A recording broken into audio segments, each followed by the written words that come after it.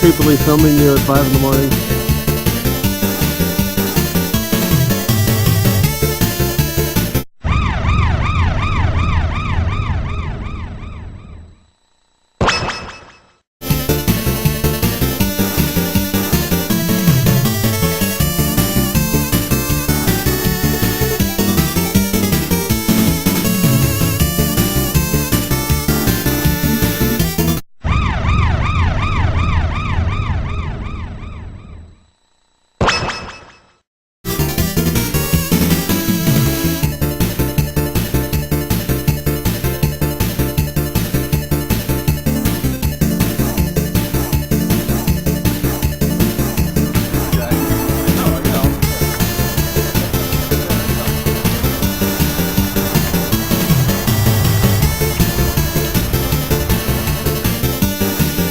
Any luck? A little bit.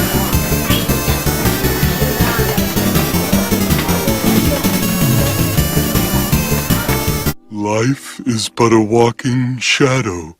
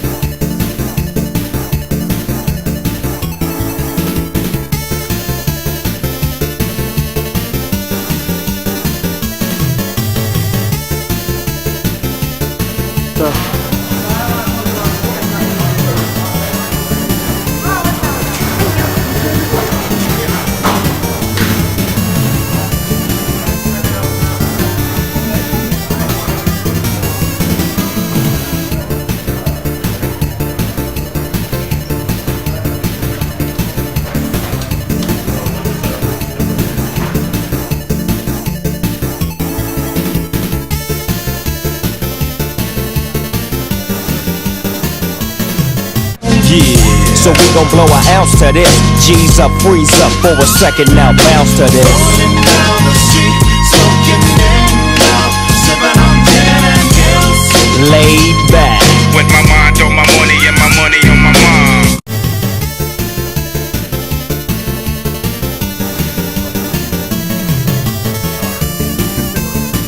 Giggity, giggity, giggity, giggity, ooh.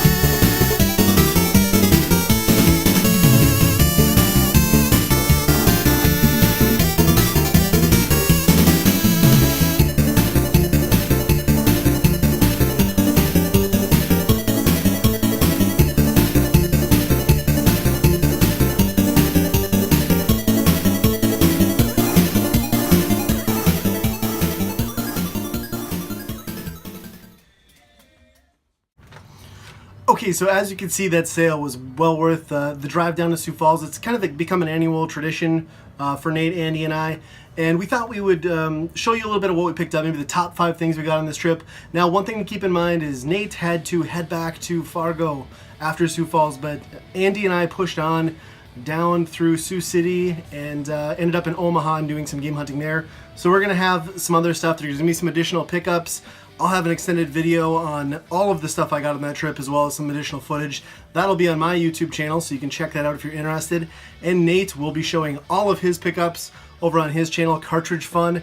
So definitely check for the links in the description below for that. But as far as top 5 for my weekend, I think I'm going to go with some pretty interesting items. So to get started, it wasn't just games that were 50% off, it was also books and vinyl. And I actually found some used vinyl that I was really excited about. So this is going to take my number 5 slot. It's not a game at all, but I picked up the Space EP, The Devil Wears Prada. I'm a big Devil Wears Prada fan. This was a completely random find. Usually in used vinyl, you don't find metal like this, especially newer stuff. So I was really pumped to get that. I'm also a huge punk rock fan, so I picked up this Judge complete discography. I'm not real familiar with this band. They were a straight edge hardcore band back in the day. So next up, number 4 on my list is going to be this awesome gamekeeper for the Nintendo. I'm a huge NES fan, and when I can find weird peripherals like this and accessories that are still in the box, I'm always going to grab them. I got it at a steal of a deal. I think it was like $10. I couldn't pass it up. Number 3 is going to be for the NES, but it's not technically an official Nintendo release. This is Sweet Home. It's a Capcom game that released for the Famicom over in Japan. Never got an English translation. This has been patched, and this is a repro copy. I found it in a game store in Sioux City. Generally, you know, this has kind of got more recognition in recent years in the retro collector scene, I guess, but I've never seen a copy this cheap. It was $25. I've been playing it. It's a fantastic game. It's kind of the first, people kind of consider it one of the first horror games. So it's very cool. Next up is a game that I didn't expect to find anywhere. You usually don't find anything for this system, but Andy and I found a couple of them, a couple of stores in Omaha that had games for the Panasonic 3DO, and I picked up a copy of Street Fighter II Turbo. This thing is considered one of the best versions of the game. I don't know if I'll be able to tell the difference. I'm not a huge Street Fighter fan, but I had to pick this up. In fact, I picked it up at an earlier store that was just disc and manual, and then we found it at another store later that day, so we ended up getting 2 copies. I kept one, Andy's keeping one, but Andy was nice enough to trade me the second copy for my collection. So I really appreciate it, and this is an awesome game to add to the 3DO library. And then last up is a game for another system that I just don't find at all. In fact, I got 3 games for this system, and I'm kind of an enthusiast for it. It's the Jaguar over there. And I picked up a game that I've been looking for forever. This is Trevor McFur in the Crescent Galaxy. This isn't like an ultra rare game or anything, but just like all Jaguar stuff, it's very uncommon. And this is one that looks halfway as decent. So it's a space shooter, I think, a horizontal scrolling space shooter. Looking forward to giving this one a shot. And so there you go. Let's turn this over to Nate and Andy and see what their top 5 games that they picked up on this trip were. What's going on, guys? That sale was insane. The 5 things that I am most excited to get. First thing is an NES game, and it is Pirates. So this was a game that I was really hoping to pick up last year at the same sale, and the guy in front of me picked it up. This is in a very mint condition. Very excited to finally have it in my collection. It's not a stellar game, but it is really fun, so happy to have that one in the collection. And then a second game that I was excited about was Rocket Knight Adventures. This is one I've been looking for a while. I've looked at MGC, thrift stores, pawn shops, and just have never come across this game. And I finally picked it up, so I was excited to get that. And then I'm going to cheat a little bit. I'm going to bundle 2 games together. Power Rangers Dino Thunder, and then Mighty Morphin Power Rangers on the Super Nintendo. So these aren't great games. Actually, this one's kind of a fun beat 'em up. But my son was so excited when I brought all the games home from the sale. These were the first ones he gravitated to. He absolutely loves Power Rangers, so this is stuff that he was very excited about, so I was pretty excited to bring these ones home. And then another NES game. Not a great game by any means, but a very unique one, and that's George Foreman's KO. So it's not a great game, like I said, but what makes this game unique is it is factory sealed, which is pretty impressive. It still has the H-seam and everything. It's just something that you never come across. So excited to get this. I think this was like $10 or a little bit cheaper. So that's pretty awesome to find a factory sealed NES game. It's just something you don't see often. And then the last thing that I'm probably most excited about is another NES game, but a very unique one, and it is American Video Entertainment Venice Beach Volleyball. So this is an American Video game that you never see, especially in the box. So you can find them occasionally loose, but to find something complete in box, yeah, it's very unique, very interesting. I wasn't planning on picking it up. I'm not a real big box collector, but I saw it, I had to have it. It just looked pretty awesome and just something you don't see often. So those are the 5 items that I was most excited to pick up. Okay, let's run through my top 5 from this 3-state game hunt road trip sort of thing. On our way, we stopped at a number of different Targets. We always check Target or clearance games, usually really good, especially this time of year. And they were. But my prize out of all the Targets ended up being in the toy section. Incorrectly? Maybe? Yeah, we were checking the clearance toys, and all by its lonesome here was a Pokeball Plus. The Pokeball controller for the new Switch Pokemon game. Yeah, it was all by itself. And I think most people probably bought this with the bundle, but still, it was $15, originally $50. So I don't know what the deal was with that. Like, they just wanted to get rid of it. Who knows? It was in the wrong spot anyway, but what a pickup. I was looking forward to playing this game with my son. We have quite a bit, and this is just going to make it all that much better. Next up, down in Omaha, there's a store that we always like to check out called Ben's Game Zone. And if you're ever in the Nebraska area and you get to Omaha, check that place out. They have a number of obscure stuff and a lot of it. It's a very big store. And when we got there, we just so happened to get in when a bunch of boxed NES titles showed up in the store. And some of them I passed up, and some of them I couldn't because, I mean, you don't see these around in the condition like they are. So, we got Advanced Dungeons & Dragons Pool of Radiance, complete in the box. We got Wizardry, second one, complete in the box. We got Ultima Quest of the Avatar, which is, you know, probably the most common Ultima game. And then you got one of the rarer ones, Ultima Warriors of Destiny. All of these were, you know, $50, $60 somewhere in there. But again, you don't see these in this condition. Some of them you don't see at all, just the cartridge. So I was very happy to pick those up. So counting down, we're on to number 3DO. I say that because I got a bunch of 3DO games. Isn't that crazy?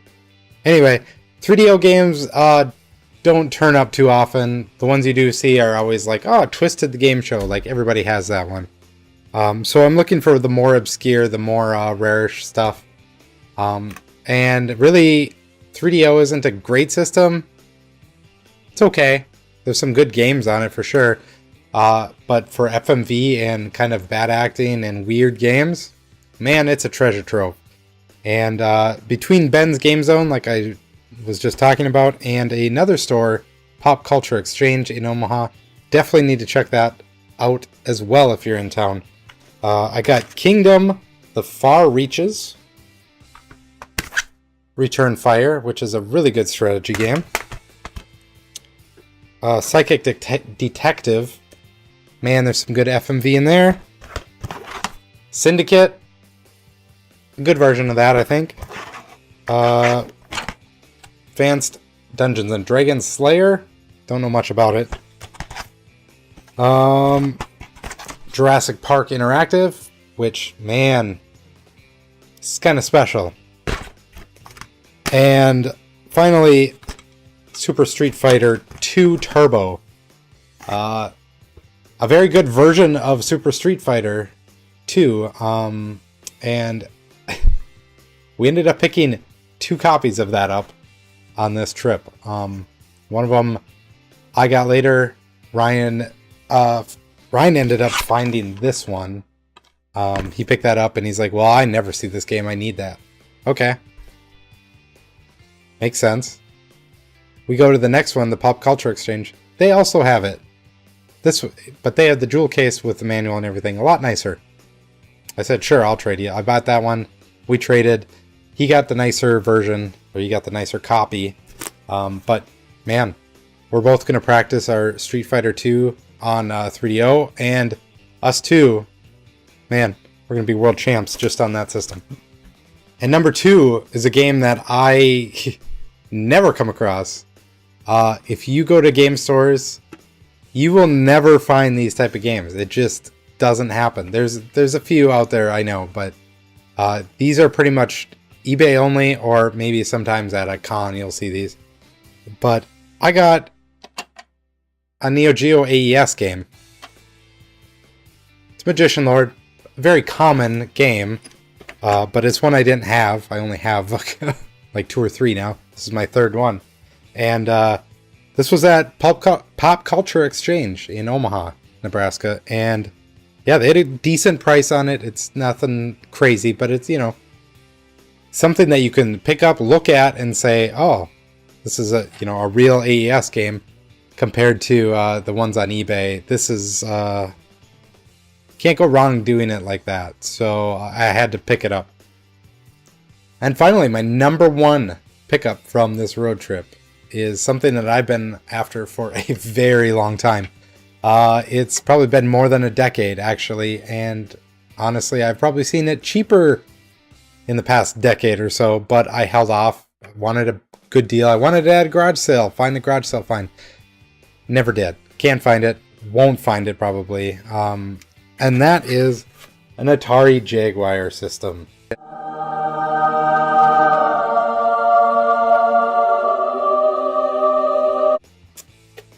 This is kind of the last major console that I need.